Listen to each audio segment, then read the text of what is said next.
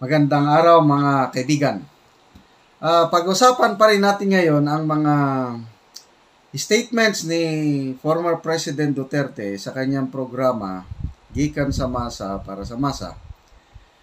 Dito tayo mag-focus yung sinabi niya na ang mga COA auditors takot mag-audit sa Congress. So, bakit? Pinaliwanag niya. Okay? And then, ano ang gagawin natin para mapilitan itong Congress, specifically lower house, itong si Speaker Romualdez, para ilabas ang libro nila para tayong mga taxpayers. Makita natin paano nila ginastos yung bilyon-bilyong pondo, pera ng bayan. Okay, so ito, pakinggan natin si Tatay Digong. After that, magbigay ako ng comment, reaction.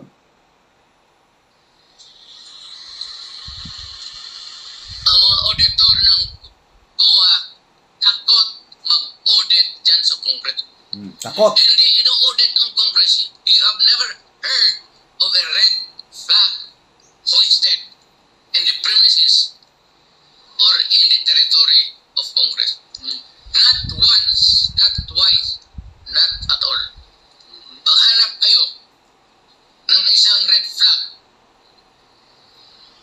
And despite or in spite. Okay. Mula nung nagiging vlogger ako, sinusubaybayan ko ang lakad ng ating gobyerno. Wala nga akong matandaanan na red flag report ng COA tungkol sa Congress. All other offices, meron yan. So, tama itong si Tata. I agree. Kasi, never na nakabasa ako ng report na red flag ang Congress. Ayan ang ipinagmamayabang ng House Secretary General. Sabi niya, Congress has never been red flag o nagkaroon ng disallowance from COA. O, totoo nga naman.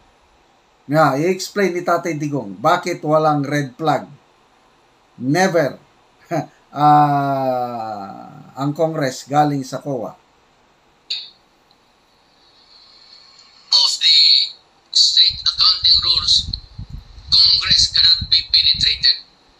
Kasi ang buhay ng auditing office, yung sweldo nila, yung funds nila sa General Auditing Office is controlled by Congress. The President is controlled by Congress. Everybody there must bow to the majesty of Congress because they hold the money of the people. How much to be spent? Ilang ibigay dito, ilang ibigay doon, maliit dito, maliit balakaliwan. That's your prerogative. It's a constitutional prerogative. So, what is... So, ito na. Ngayon ko lang naintindihan. Power of the purse. O yung sino ang may hawak sa pitaka. Okay, yun ang may power. The power to approve budget, Congress. Kaya tignan nyo yung DOTR, yung kanilang palpak na administrator ng Office of the Transportation Security, General Aplasca ba yan? Nung nag-warning itong si Speaker Romualdez, sabi niya, submit your courtesy resignation. Otherwise, hindi makakalusot ang budget ng OTS, hindi makakalusot ang budget ng DOTR. Walang nagawa yung mama. Ayaw pa sana niyang mag-resign. Yung mga reaction niya after na nag-resign siya, napilitan lang. Bakit? Yun na po, yung power of the force. Wala. Ngayon ko lang naintindihan na walang magawa ang COA. Kasi kung hihigpitan sila ng COA, ang budget nila delikado. So, salamat sa wisdom ng presidente. We need this wisdom ng ating dating presidente. Ituloy natin. The defense, kung magloko sila, magnakaw sila, mag-excessive expenses, the defense is in the Constitution. Kaya anong gagawin natin? Ito na. And it says, the right of the people to be informed must be is majestic. Diyan lang makita natin. Pati akin, nung presidente ako, nung congressman ako, sige, buksan ninyo. Buksan ninyo para malaman natin. Makita ninyo doon. Kasi gusto ko, Pastor, makita. Kasi ako, Mayor, I hold every oath. Okay, ito na. Yung solusyon para mapilitan ang Congress, Speaker Romualdez, nabuksan ang kanilang libro, yung tunay na audit. Sa Constitution pala. Iba talagang abogado, ano? Nakalagay sa Constitution, sabi ni Tatay Digong, the right of the people to be informed. Hindi niya binanggit, hindi ko rin alam anong section, anong kandon. Dapat may parang Bill of Rights ba yun? Diba may mga Bill of Rights tayo? Baka nandun sa Bill of Rights eh. Karapatan nating mga tao ma-inform ano ang nangyayari sa gobyerno. Kaya nga may FOI, Freedom of Information Law. Diba naging batas na ito? So, ito ang basihan ni Tatay Digong. The right to be informed. Pwede ba i-open nyo ang inyong libro para makita ng taxpayer? That's our basic right. Ano ang mali doon? Bakit ang sagot ng Congress na stop, meaning yung statements ng mga House leaders, nag-signed statement nila through the Secretary General na the former President must stop maligning the integrity of the House. Binubuhat niyo ang sarili niyong bangko. Sinasabi niyo malinis kayo. The only way na mapatunayan na malinis ang Congress sa paggastos sa pera ng taong bayan, kung iupin ang mga libro at pabayaan ang mga auditors na mag-audit na walang kinakatakutan. Yun ang importante, yung para bang may deal, may na mag-audit ang COA, kailang ang mga congressmen pagdating sa budget deliberation, hindi nila pag-iinitan ang COA. Yun ang gusto ni Tatay Digong. Masama ba yun? Di ba yun ang dapat kailangan? Bakit ayaw nila? Parang very defensive sila, natatakot na i-open ang mga libro. Di ba? Bato-bato sa langit ang matamaan, huwag magagalit. Lumalabas ngayon, galit ang mga House leaders. Galit sila kay Tatay Digong. Takot itong si Speaker Romualdez, hindi niya masagot-sagot yung akusasyon, hindi naman akusasyon, hamon yun eh. Hamon. Wala, tahimik siya.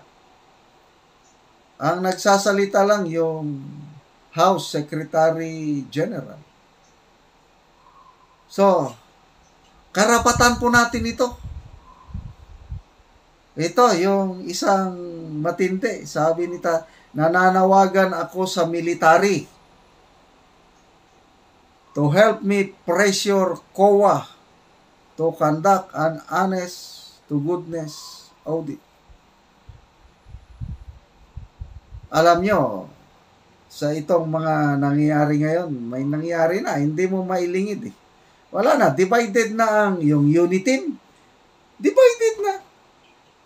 butas na ang Uniteam. Palubog na ang barko ng itong sinimulan nila na sinira si BP Sara, tinanggalan siya ng confidential intelligence fund. Yun na yun. Hudyat na yun. Kaya itong ginawa ni Tatay Digong nga pag-resback, talagang tuloy-tuloy na yan. Sa tingin ko hindi na maisasalbar ang Uniteam. Hindi na pwedeng magplastikan si PBBM at BP Sara na parang magkaibigan pa sila. Tahimik si BP Sara tungkol sa pagtanggal ng kanyang CIF. Gusto ng BP na meron siya.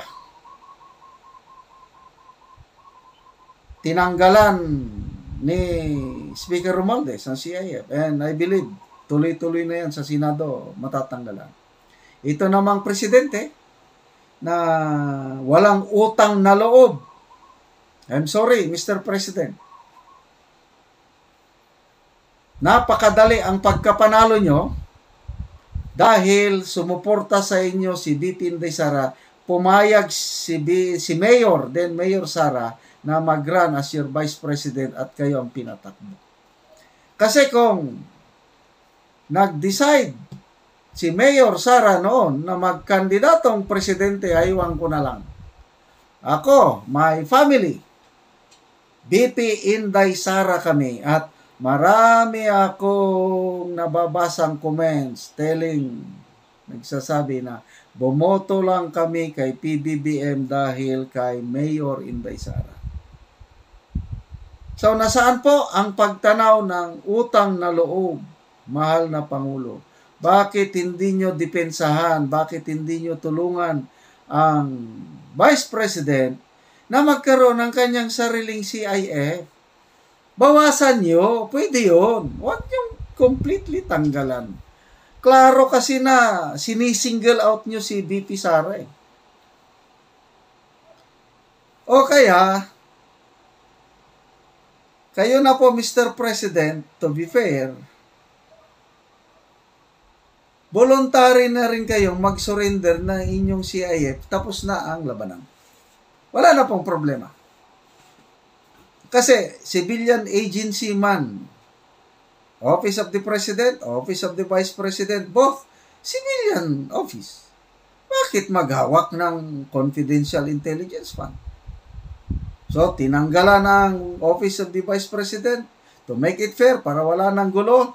Ang presidente, kung matino, kung mahal niya ang Uniteam, voluntaryo ang presidente na sabihan niya na tanggalin ang aking CIF, ibigay lahat sa Armed Forces, Coast Guard, NICA, National Security Council, ano pa dyan, mga nangangailangan, ibigay nyo. Wala na sa akin, nako. Pag ganon ang gagawin ng presidente, papalakpak ako. Kaya lang, gagawin ba niya? I don't know. So, balik tayo sa issue. Mag-ingay po tayo. Suportahan natin si Tatay Digong. Sinimulan niya na Tumulong na. Nagsalita na si Atty. Vic Rodriguez. Nakisa siya. Magkaisa po tayo. Mag-ingay.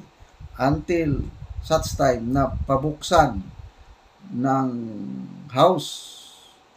lower house ang libro nila at ang COA mag-audit para magkaalaman na.